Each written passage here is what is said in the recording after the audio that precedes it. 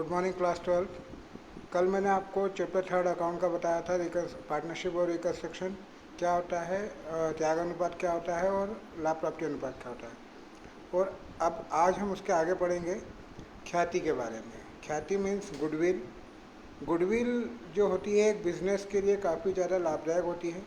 लाभ कमाना, जो एक व्यापार के द्वारा जो लाभ कमाया जाता है वो व्यक्ति के परिश्रम के द्वारा तो कमाया जाता है, प्लस उसमें बिजनेस का नाम, बिजनेस की जो ख्याति होती है वो भी काफ़ी इम्पोर्टेंट रोल निभाती है व्यवसाय के लाभ को कमाने में। अब मैं आपको ख्याति के बारे में पहले इसका मीनिंग बता देता हूँ। ख्याति, अगर हम अपनी लैंग्वेज में अगर बात करते हैं तो ख्याति एक व्यक्ति की या एक व्यवसाय का नाम, उसकी लोकप्रियता और व्यवसायी यानी कि व्यापारी के व्यावसायिक संबंध, चरित्र और वह ईमानदारी और परिश्रम से प्राप्त होती है। मतलब ख्याति क्या होती है, कुल मिलाकर एक ऐसी चीज़ होती है जो व्यवसाय के नाम से या व्यक्ति के चरित्र के द्वारा उसकी जो मार्केट में रेपुटेशन होती है उसे ख्याति कहा जाता है, जो एक व्यापार को अधिक लाभ अर्जित करने की क्षमता होती है। जैसे एक एग्जांपल अगर हम समझ लेते हैं कि आपने कोई व्यापार चालू किया और हमने उसमें 10 लाख रुपए पूंजी लगाई और आपने एक अनुमान लगाया कि मैं इसमें साल भर में इसका 10% लाभ कमाऊंगा, यानी कि 10 लाख का 10% 1 लाख रुपए, यानी कि आपकी जो लास्ट में कैपिटल होगी वो होगी 11 लाख रुपए। 1 लाख रुपए आपका प्रॉफिट होगा उसके अंदर। अगर आप साल भर के बाद अगर कोई किसी प्रकार से उसका ट्रेडिंग एंड प्रॉफिट लॉस निकालते हैं और आप देखते हैं कि आपका नेट प्रॉफिट जो है वो 1.5 लाख रुपये हो चुका है।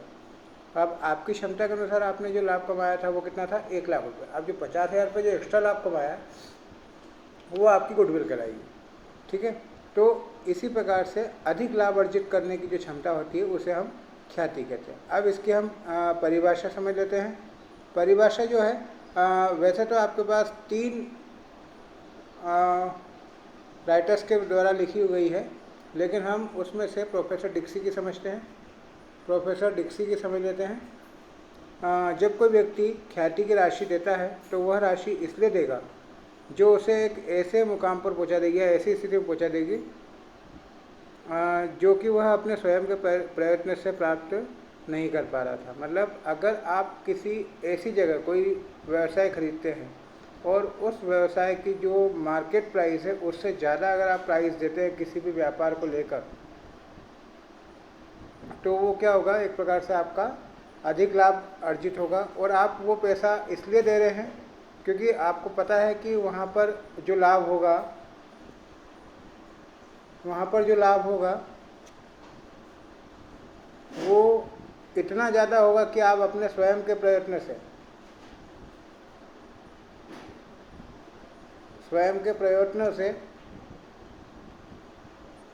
अरे ये लास्ट वाली टेबल इधर, ये लास्ट वाली टेबल इधर करना, अरे लास्ट वाली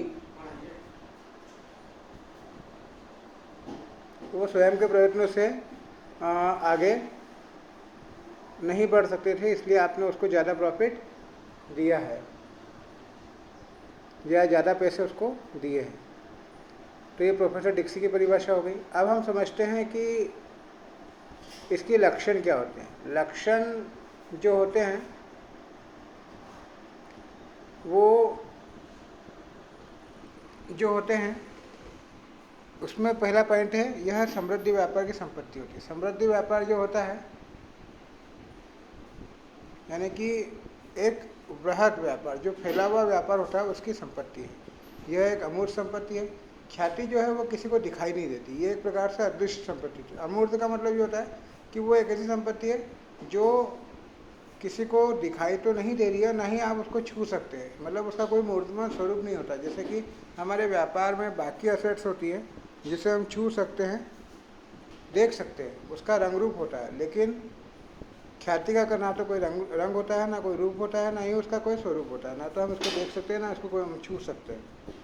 ठीक है, यह एक विक्रय की संपत्ति है। ये एक अमूर्त संपत्ति होने के नाते ना तो ये दिखाई देती है, ना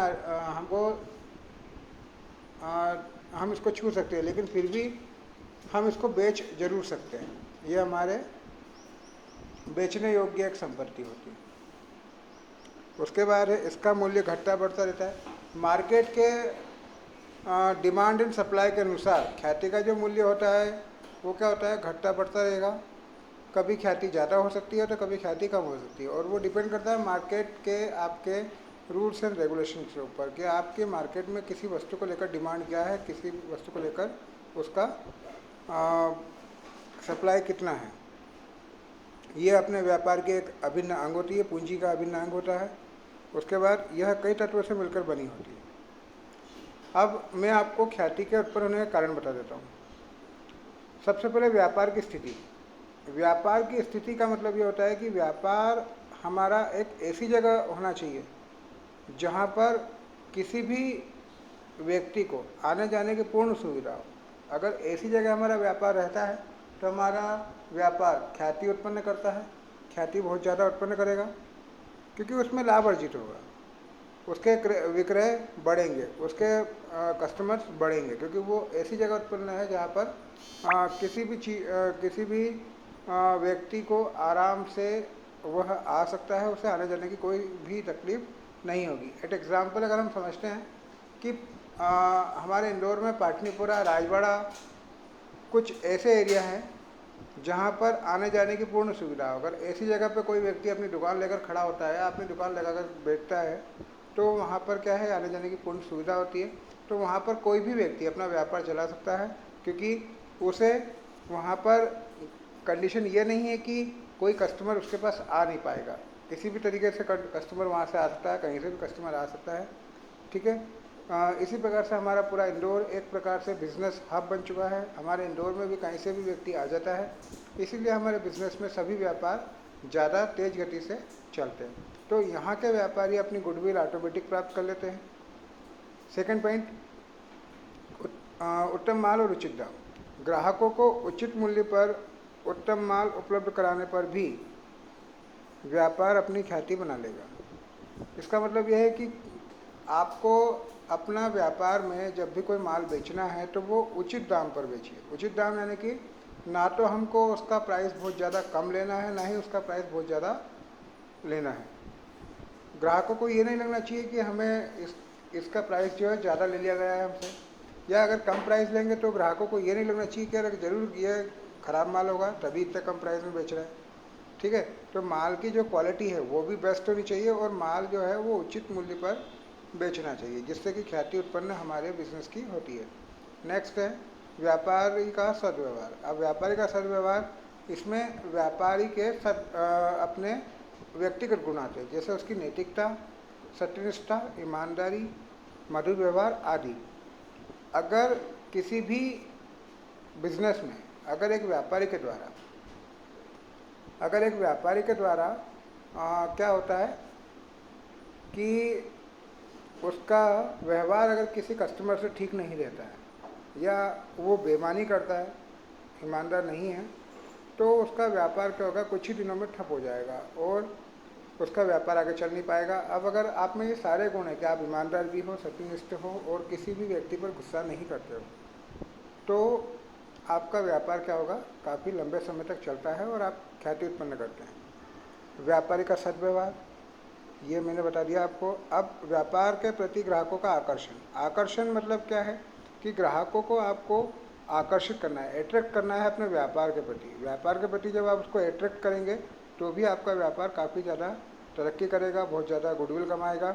जैसे एट एग्जाम्पल हम बात करते हैं कि कोई भी इनामी प्रतियोगिता अगर आप अपने प्रोडक्ट में रख देते हैं, जैसे दिवाली के मौसम में, त्योहारों के मौसम में हमारे इंडिया में बहुत सारी चीज़ें, इलेक्ट्रॉनिक वस्तुएं या मकान, प्लॉट्स जो भी बिकते हैं, उन सब पर आकर्षित उपहार आपको मिलते हैं, जिससे क्या होता है कि बंदा अट्रैक्ट होता है और उस व्यक्ति की सेलिंग ज़्यादा होने लगती है। तो वो क्या कहलाएगा, व्यापार के प्रति लोगों का आकर्षण कराएगा। जितने ज़्यादा लोगों को आप अट्रैक्ट कर पाएंगे, आपका व्यापार उतना ज़्यादा बढ़ेगा, आप सेलिंग उतनी ज़्यादा कर पाएंगे और आपकी गुडविल बढ़ती जाएगी।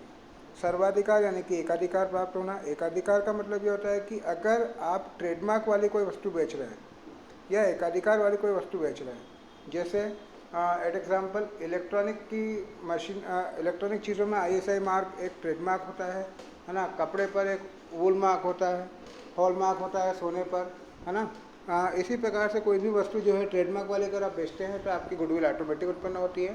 और एकाधिकार में जैसे मान लो कि एक पेट्रोल पंप होता है जहाँ पर पेट्रोल बेचने का अधिकार उन्हें ही होता है, तो उनकी गुडविल ऑटोमेटिक उत्पन्न हो रही है। गैस कंपनी की गुडविल ऑटोमेटिक उत्पन्न होती है। विक्रय और वितरण की सुविधा उत्तम व्यवस्था होनी चाहिए।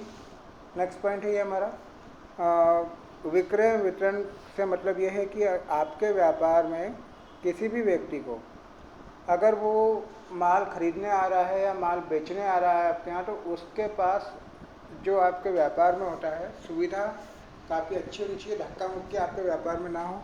जैसे पहले के ज़माने में होता था कि हम किराने की दुकान पर जाते थे तो वहाँ पर क्या भीड़ लगी रहती थी, और भीड़ में किसी व्यक्ति को धक्का लगता था, कोई गिरता था, किसी कुछ चीज़ें हो रहा करती थी। लेकिन आज की डेट में हमारे यहाँ सुपर मार्केट मॉल्स खुले हुए हैं, तो वहाँ पर किसी प्रकार की कोई भीड़ नहीं होती है। अपना अपना ट्रॉली बैग सबको दे दिया जाता है और अपने हिसाब से हम सामान वहाँ पर लेकर उसका बिल बनवाकर कैश काउंटर से अपने इच्छा से बड़े आराम से जा सकते हैं। तो ऐसे व्यापार क्या होते हैं कि काफ़ी ख्याति उत्पन्न करते हैं।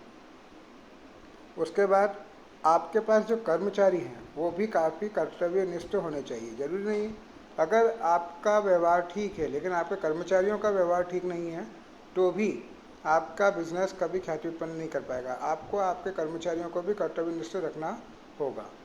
अब हम आगे ख्याति के प्रकार पढ़ लेते हैं कि ख्याति कितने प्रकार की होती है। इसके अलावा ख्याति की परिभाषा में और भी कई सारे गुण आते हैं, जैसे राजनीतिक, अच्छे व्यापारिक संबंध या अनुकूल शासकीय नियम, ठीक है, और व्यापारी की व्यक्तिगत प्रतिष्ठा।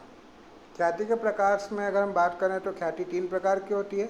स्थानीय ख्याति, जिसको हम अपनी भाषा में बिल्ली के स्वभाव वाली ख्याति भी कह सकते हैं।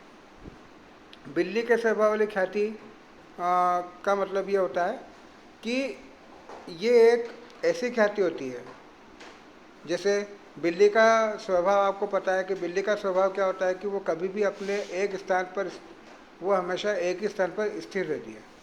वो कभी भी अन्य स्थान पर नहीं जाती, चाहे उसका मालिक जो है, वो घर का मालिक जो है वो स्थान छोड़कर चला जाए, किंतु बिल्ली उसी स्थान को नहीं छोड़ेगी और उसी स्थान पर रहेगी, है ना। इसी प्रकार से कुछ स्थान ऐसे होते हैं जहाँ पर जो होता है बिजनेस काफ़ी ज़्यादा चलता है। जैसे मैंने अभी आपको एग्जांपल दिया था कि जैसे पाटलिपुत्रा हो गया, राजवाड़ा हो गया, पलासिया, ऐसा कुछ स्थान है जहाँ पर बिजनेस ऑटोमेटिक चलता है। तो वहाँ पर कोई भी व्यक्ति बिजनेस कर ले, गुडविल ऑटोमेटिक उत्पन्न होती है उसकी, ठीक है। तो ये स्थानीय ख्याति है। इस प्रकार की ख्याति का मूल्य क्या होता है, सबसे अधिक माना जाता है, क्योंकि ये स्थान मात्र खाती है और स्थान का वैल्यू हमेशा ज़्यादा होता है। व्यक्तिगत ख्याति, इसे हम अपनी भाषा में कुत्ते का स्वभाव वाली ख्याति भी कह सकते हैं।